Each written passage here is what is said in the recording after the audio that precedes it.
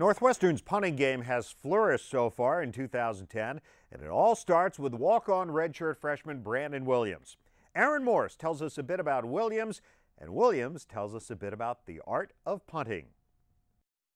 In a game of vicious hits and spectacular offensive plays, the kicking game often goes unnoticed. But Brandon Williams found himself liking the idea of punting at an early age. I guess a lot of it started when I was little, just playing soccer, I love playing goalie, and as a goalie, you're punting the ball. After choosing Northwestern over Purdue and walking on last year, Williams has been tutored by defensive coordinator Mike Hankwitz, who knows a lot about punting, but has some interesting methods. He's running back and forth in front of me, like trying to block the kicks and just yelling different things. I don't even remember exactly what he said, just something along the lines of, hey, punter, punter, punter, or, I'm gonna get ya. And I mean, just this coming from Coach Hank is it's just hilarious. Williams has made punting look easy so far this year, but there are certain challenges he is still learning to adjust to.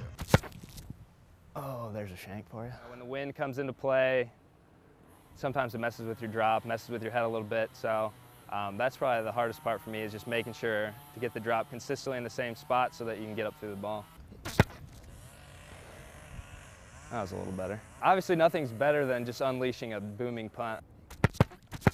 A lot of Williams' punts have landed here, inside the 20-yard line, helping Northwestern win the all-important field position battle. When you punt for Coach Fitz, you have to know how to boom a traditional punt and how to locate a rugby-style kick. We had Williams explain the basics of both. Just got to keep your ankle locked, and you want your drop to fall flat like this, and your foot to be flat when it contacts the ball. And doing that, you should be able to get a spiral. And this time, instead of the kick trying to go up through the ball, you hold it down a little lower and you try to drive more downfield. And a big thing about rugbying is you have to make sure when you go drive it downfield that you're not pulling your leg across, because that was something I had a little trouble with. And then you end up hitting a line drive punt in the middle of the field like 30 yards. And that's just a bad day. Although Northwestern fans hope they don't have to see Williams punt very much this year, they know they'll be in good hands, thanks to his right foot, when the need arises. For the Pat Fitzgerald Show, I'm Aaron Morse.